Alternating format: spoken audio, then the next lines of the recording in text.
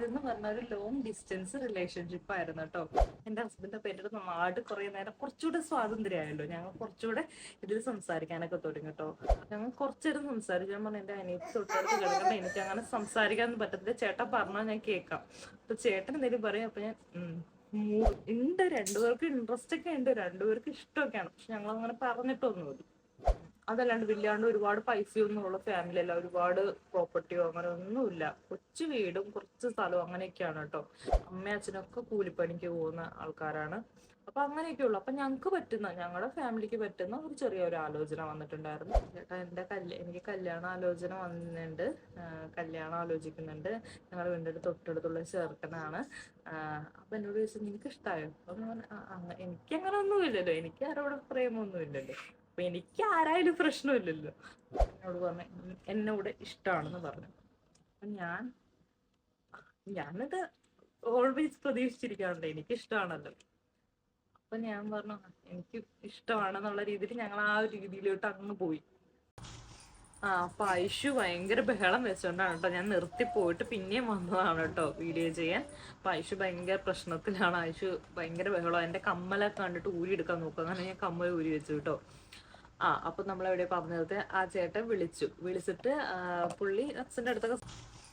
അപ്പൊ ഐഷു ഭയങ്കര ബഹളം വെച്ചോണ്ടാണ് കേട്ടോ ഞാൻ നിർത്തി പോയിട്ട് പിന്നെയും വന്നതാണ് കേട്ടോ വീഡിയോ ചെയ്യാൻ. അപ്പൊ ഐഷു ഭയങ്കര പ്രശ്നത്തിലാണ്, ഐഷു ഭയങ്കര ബഹളം, എന്റെ കമ്മലൊക്കെ കണ്ടിട്ട് ഊരി എടുക്കാൻ നോക്കുക, അങ്ങനെ ഞാൻ കമ്മൽ ഊരി വെച്ചു കേട്ടോ. അപ്പൊ നമ്മളെവിടെ പറഞ്ഞത്, ആ ചേട്ടൻ വിളിച്ചിട്ട് പുള്ളി അച്ഛൻ്റെ അടുത്തൊക്കെ സംസാരിച്ചിട്ട് അച്ഛൻ എന്റെ കയ്യിൽ തന്നു. ചേട്ടൻ പറഞ്ഞു കൊടുക്കാവൂന്ന് വെച്ചിട്ട് അവര് പ്രോപ്പർ വേയിലാണ് ഈ കല്യാണ ആലോചനയായിട്ടാണ് മുന്നോട്ട് പോകുന്നത്. അപ്പൊ ഒരു സൗഹൃദം ആവാം എന്നുള്ള രീതിയിലാണ് ചേട്ടൻ സംസാരിക്കുകയൊക്കെ ചെയ്യണം അച്ഛനുമായിട്ട്. പുള്ളിയും പുറത്താണല്ലോ, പുള്ളി സൗദിയിൽ എവിടെയോ ആണ്. അങ്ങനെ കുറച്ചേരം സംസാരിച്ചു. ശരി. അപ്പൊ ഞാൻ ഇതെല്ലാം പറയുന്നുണ്ട് ചാച്ചന്റെ അടുത്ത്, ഇതുപോലെ ആ ചേട്ടൻ സംസാരിച്ചിട്ട്, അപ്പോഴും ഞങ്ങൾ ഇഷ്ടമാണെന്നൊന്നും പറഞ്ഞിട്ടൊന്നുമില്ല. അപ്പൊ ഈ ചേട്ടനാണ് ഡെയിലി വിളിക്കാൻ തുടങ്ങി. അതേ പിന്നെ അന്ന് സംസാരിച്ചിട്ട് ഡെയിലി അച്ഛൻ നമ്പർ അറിയാവുന്ന, അപ്പൊ അച്ഛന്റെ ഫോണിലോട്ട് വിളിച്ചിട്ട് ഇങ്ങനെ ഡെയിലി ഇങ്ങനെ അച്ഛൻ്റെ അടുത്ത് കുറച്ചേരം സംസാരിക്കും, സാധാരണ രീതിയിൽ സംസാരിച്ചു പോയിട്ട് അമ്മയോട് സംസാരിക്കും, അത് കഴിഞ്ഞ് പിന്നെ എൻ്റെ കയ്യിൽ സംസാരിക്കാൻ വരും. അപ്പൊ ഞാൻ പെട്ടെന്ന് അങ്ങ് ഒഴിഞ്ഞു മാറും കേട്ടോ. കാരണം എനിക്ക് ഓൾറെഡി ചാച്ചനെ ഇഷ്ടമുള്ളതുകൊണ്ട് ഞാൻ പെട്ടെന്ന് അങ്ങ് ഫോൺ കട്ട് ചെയ്തിട്ട് ഇപ്പൊ അതൊക്കെ അങ്ങ് സ്കിപ്പ് ആവും. ഡെയിലി ആയപ്പോ നമുക്കൊരു ബുദ്ധിമുട്ടായി, വീട്ടുകാർക്ക് അറിഞ്ഞൂടല്ലോ, വീട്ടുകാർ സംസാരിക്കുകയൊക്കെ ചെയ്യുന്നുണ്ട്. അത് കഴിഞ്ഞ് എന്റെ കയ്യിൽ തരുമ്പോൾ ഞാൻ അങ്ങ് പതിയെ സ്കിപ്പ് ആവാൻ തുടങ്ങി. അത് കഴിഞ്ഞപ്പോൾ ഞാൻ ചാച്ചൻ്റെ അടുത്ത് പറയുകയും ചെയ്തു, ഇത് എത്രയും പെട്ടെന്ന് വീട്ടിൽ പറയണം. ഞാൻ ഇങ്ങനെ പറഞ്ഞു, ഇഷ്ടമാണെന്ന് എനിക്കറിയാം, ചാച്ചനും അറിയാം, പക്ഷെ ഞങ്ങൾ അങ്ങോട്ട് പറഞ്ഞിട്ടൊന്നുമില്ല. അപ്പൊ ഒരു ദിവസം ചാച്ചൻ എന്നോട് ഇങ്ങനെ പറഞ്ഞു എനിക്കിഷ്ടമാണ് എന്നൊക്കെ. അപ്പം ഞാൻ ചാച്ചൻ്റെ അടുത്ത് പറഞ്ഞു, അങ്ങനെയാണെങ്കിൽ ചാച്ചനൊരു കാര്യം ചെയ്യും, ഇതുപോലെ എൻ്റെ വീട്ടിൽ സംസാരിക്കണം, എൻ്റെ അച്ഛൻ്റെ അടുത്ത് സംസാരിക്കണം, അച്ഛനാണ് ഇതൊക്കെ തീരുമാനിക്കണം, അപ്പൊ അച്ഛൻ്റെ അടുത്ത് എത്രയും പെട്ടെന്ന് സംസാരിച്ചോ എന്ന് പറഞ്ഞു. അങ്ങനെ ഞാൻ അച്ഛൻ്റെ നമ്പർ കൊടുത്തു, അച്ഛനെ ചാച്ചൻ വിളിക്കുവാണ്. അപ്പൊ അച്ഛൻ ആകെ ഷോക്കായിട്ടോ ഇത് കേട്ട പാടി. അപ്പൊ ഇത്രയും ദിവസമായിട്ട് നീ എന്തൊന്നും പറയായിരുന്നത് എന്ന് ചോദിച്ചു. അങ്ങനെ നിങ്ങൾക്ക് അറിയാം, നിങ്ങൾ എന്തൊന്നും പറയാത്ത, ഇത്ര ദൂരെയാന്നൊക്കെ കേട്ടപ്പോ അച്ഛൻ ഓവർ ടെൻഷനായിട്ടോ. അപ്പൊ അച്ഛൻ സമാധാനത്തിൽ, അച്ഛൻ പറഞ്ഞു, അച്ഛൻ അല്ലെങ്കിൽ സമാധാനത്തിൽ കാര്യങ്ങൾ പറയുന്ന ആളാട്ടോ. അപ്പൊ അച്ഛൻ പറഞ്ഞു ഒരു കാര്യം ചെയ്യും മോനെ, നീ നാട്ടിൽ വന്നിട്ട് വീട്ടുകാരെ ആരെങ്കിലും കൊണ്ട് വീട്ടിൽ വായോ, എന്നിട്ട് നമുക്ക് അങ്ങനെ ആലോചിക്കാം, അല്ലാണ്ട് വിളിക്കുകയും സംസാരിക്കുകയും ചെയ്യണ്ട, അത് മോശമാണ് എന്ന് പറഞ്ഞ് അങ്ങനെ സ്റ്റോപ്പ് ചെയ്തു. അങ്ങനെ അതവിടെ അങ്ങ് തീർന്നു കേട്ടോ. അത് കഴിഞ്ഞ് അതൊക്കെ കഴിഞ്ഞു. പിന്നെയും ഞങ്ങള് വിളിക്കുന്നുണ്ട്, പക്ഷെ വീട്ടുകാർക്ക് എപ്പോഴും ഇതറിഞ്ഞ കൂടി പാടെ. പിന്നെ വീട്ടുകാർക്ക് ഞാൻ എപ്പോൾ ഫോൺ വരുമ്പോഴും, ഫോൺ റിങ് ചെയ്യുമ്പോഴും, അല്ലെങ്കിൽ ഞാൻ ഫോൺ സംസാരിക്കും, ഫോണിൽ എപ്പോഴും ഇരിക്കുമ്പോഴും വീട്ടിൽ നിന്ന് എന്നെ ചീത്ത പറയും, വഴക്ക് പറയുകയൊക്കെ ചെയ്യുന്നുണ്ട്.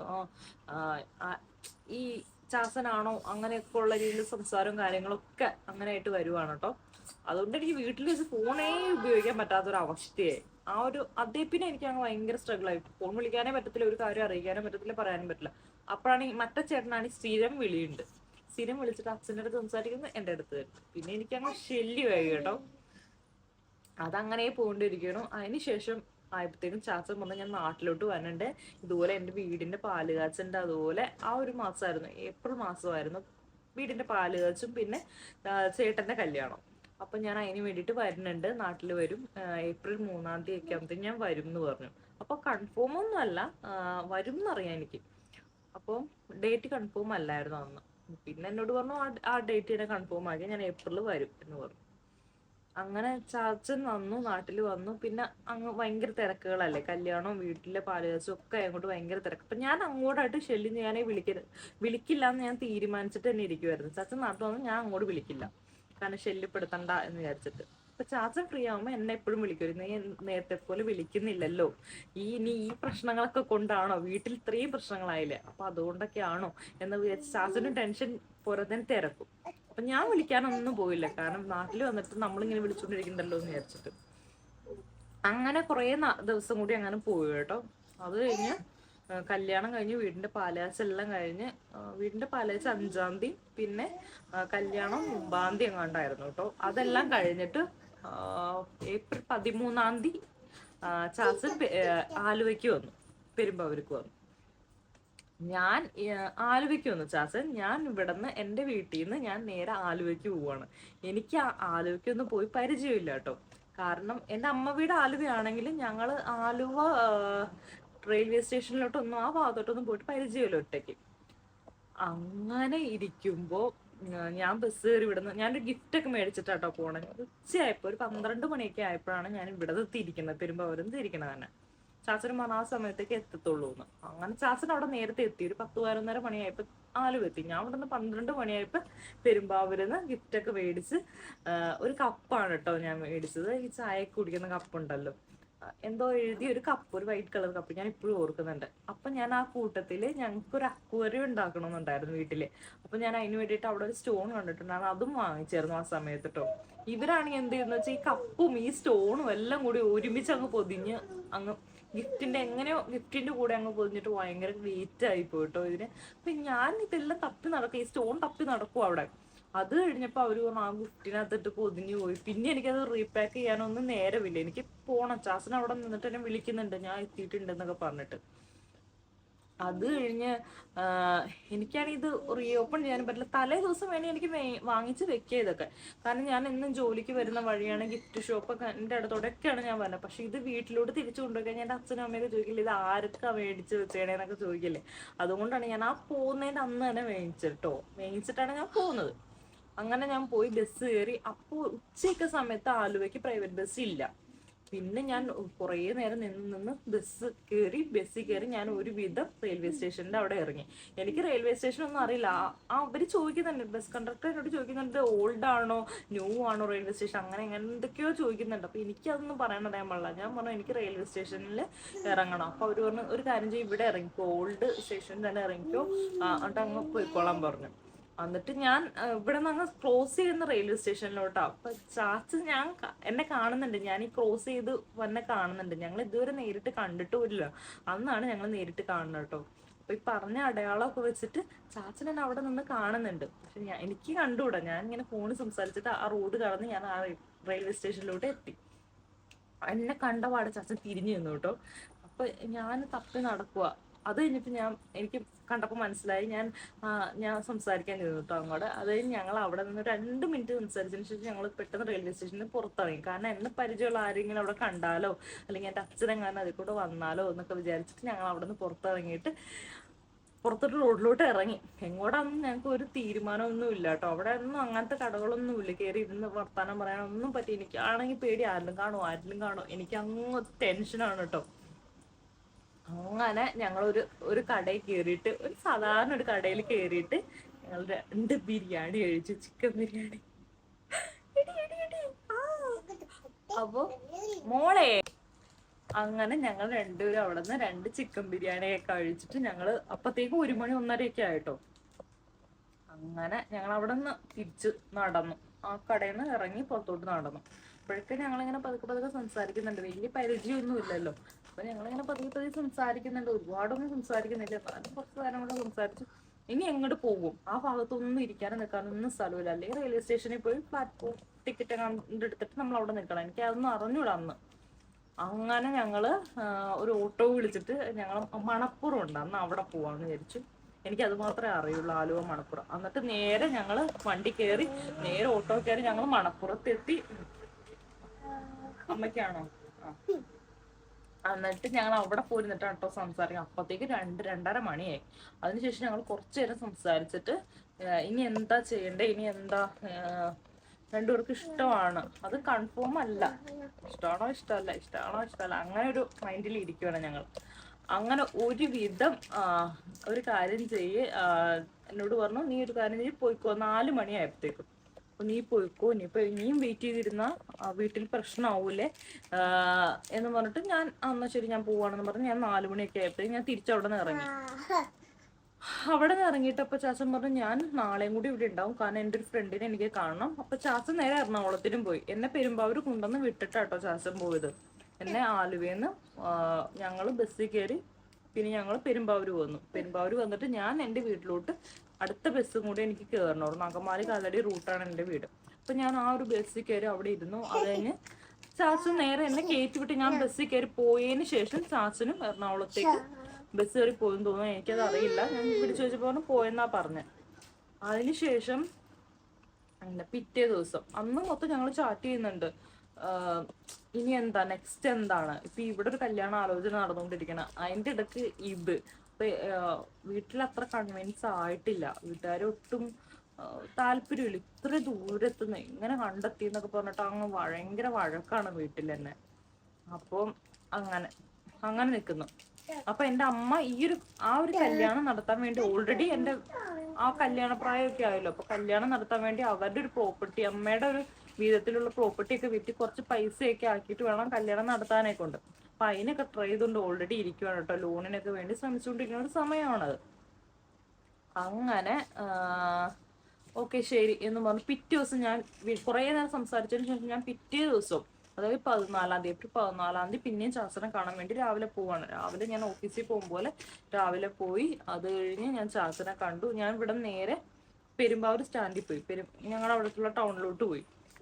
അവിടെ ചെന്ന് ഞാൻ, അപ്പൊ ചാച്ചൻ ബൈക്കിലാണ് കേട്ടോ, കാരണം ഫ്രണ്ടിന്റെ ബൈക്ക് എടുത്തിട്ടാണ് വന്നത്. അപ്പൊ ബൈക്കിലാണ് വന്നത്.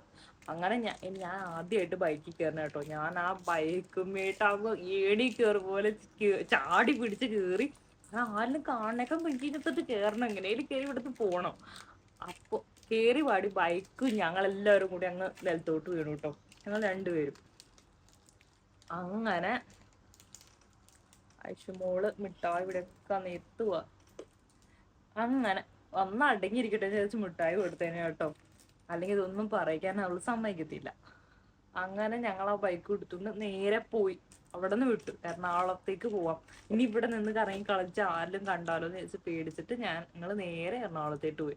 നേരെ മറൈൻ ഡ്രൈവിൽ പോയിട്ട് ഞങ്ങൾ അവിടെ ഇരിക്കുക. അവിടെ എത്തിയപ്പോഴത്തേക്കും ട്രാഫിക് ഒക്കെ കൂടി ഞങ്ങൾ അവിടെ എത്തിയപ്പോഴത്തേക്കും കുറച്ച് സമയം കേട്ടോ, 11 മണിയേറെ അടുപ്പിച്ചായിട്ടുണ്ട്. അതിൻ്റെ ഇടയ്ക്ക് ഞങ്ങൾ ഫുഡ് കഴിച്ചു. രാവിലത്തെ ആഹാരം ഞാൻ കഴിക്കാണ്ട് ഇറങ്ങിയത്. അപ്പം രാവിലെ ഫുഡൊക്കെ കഴിച്ചു, ചായ കഴിച്ചു.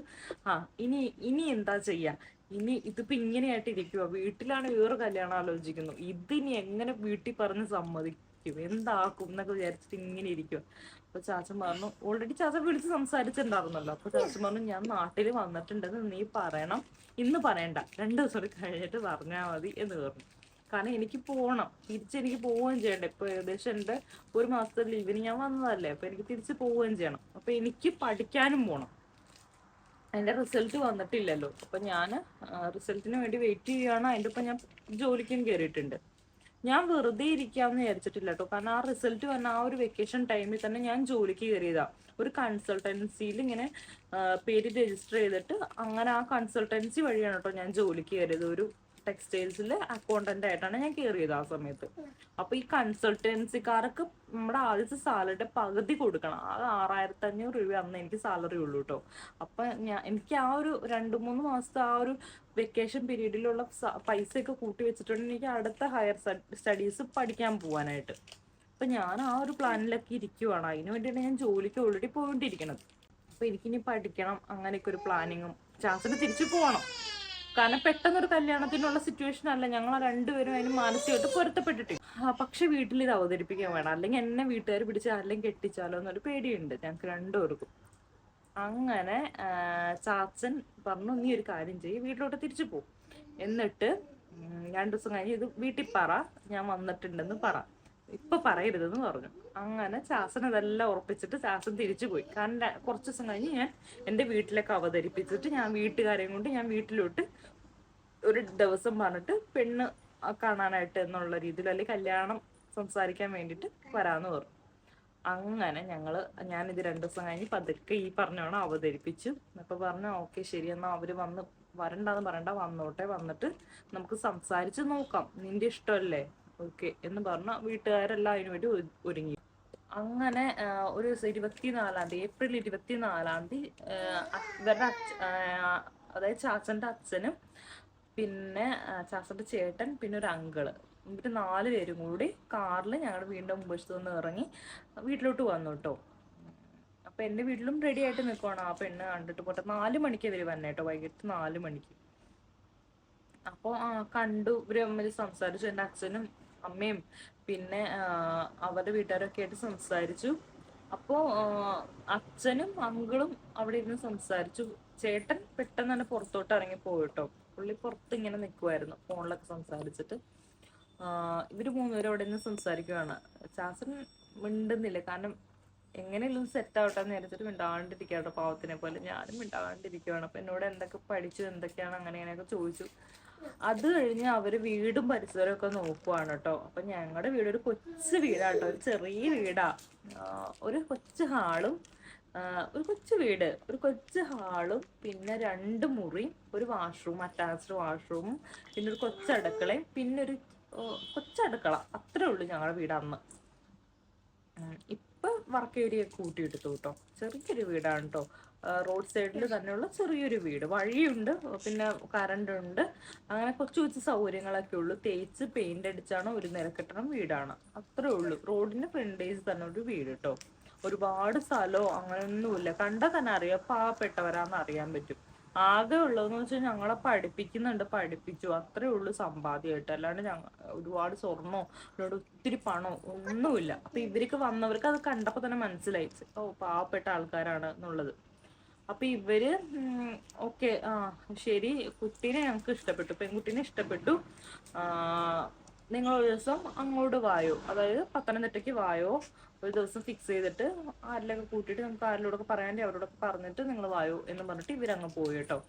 അപ്പോഴും ചേട്ടനൊന്നും എന്നോട് മിണ്ടിയിട്ട് പോലും ഇല്ല കേട്ടോ അന്ന്. ഇവരെല്ലാം മിണ്ടാണ്ട് ഇങ്ങനെ ഇരിക്കുക, മൗനമായിട്ട് ഇങ്ങനെ ഇരിക്കുക. അപ്പൊ ഈ മൗനം ബ്രേക്ക് ചെയ്യാൻ വേണ്ടി എൻ്റെ അച്ഛനാണ് സംസാരിക്കുന്നത്.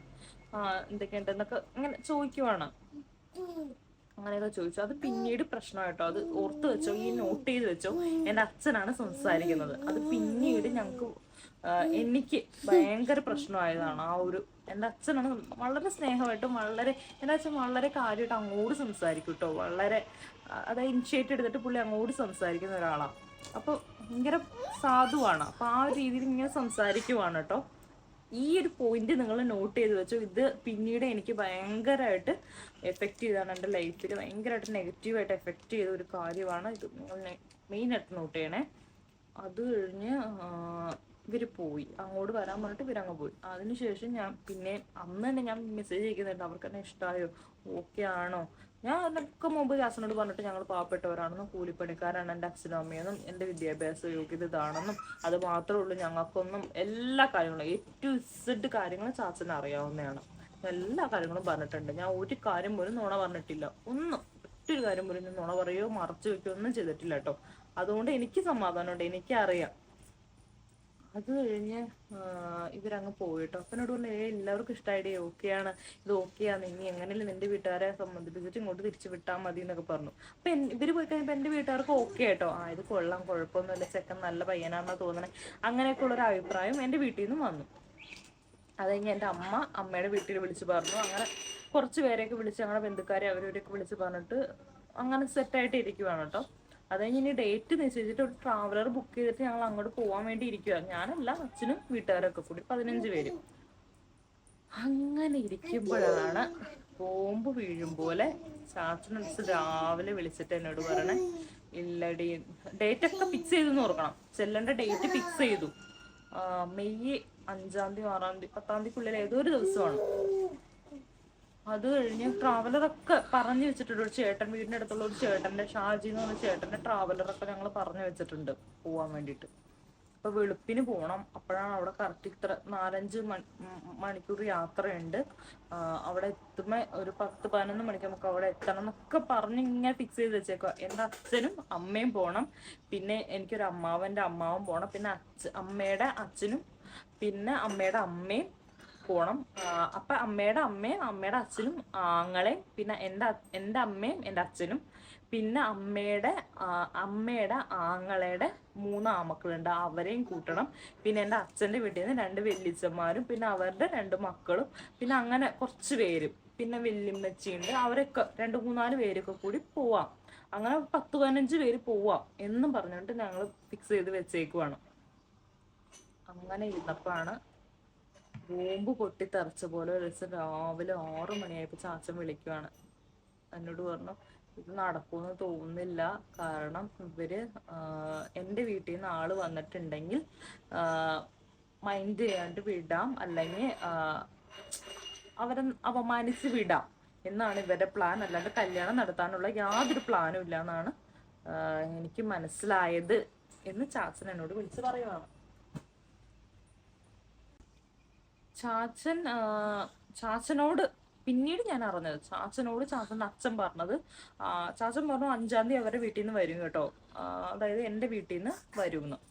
അപ്പോൾ ചാച്ചൻ്റെ അച്ഛൻ പറഞ്ഞു ഇതുപോലെ അവരോട് വരണ്ടാന്ന് പറ. അപ്പോൾ ചാച്ചൻ ചോദിച്ചു എന്ത് ചെയ്യുന്നു ചോദിച്ചു. അപ്പോൾ പറഞ്ഞു ഇപ്പൊ വരണ്ടാന്ന് പറ, ഇപ്പൊ വരണ്ട, ശരിയാവും തോന്നുന്നില്ല, നമുക്ക് സെറ്റ് ആവത്തില്ല എന്ന് പറഞ്ഞു. അപ്പോൾ അതെന്താ ചോദിച്ചപ്പോൾ പറഞ്ഞു ഇല്ല അത് ശരിയാവത്തില്ല നമുക്ക് എന്ന് പറഞ്ഞു. അത് ഒഴിവാക്കാൻ വേണ്ടി പറഞ്ഞ് അങ്ങനെ അങ്ങ് വിട്ടു.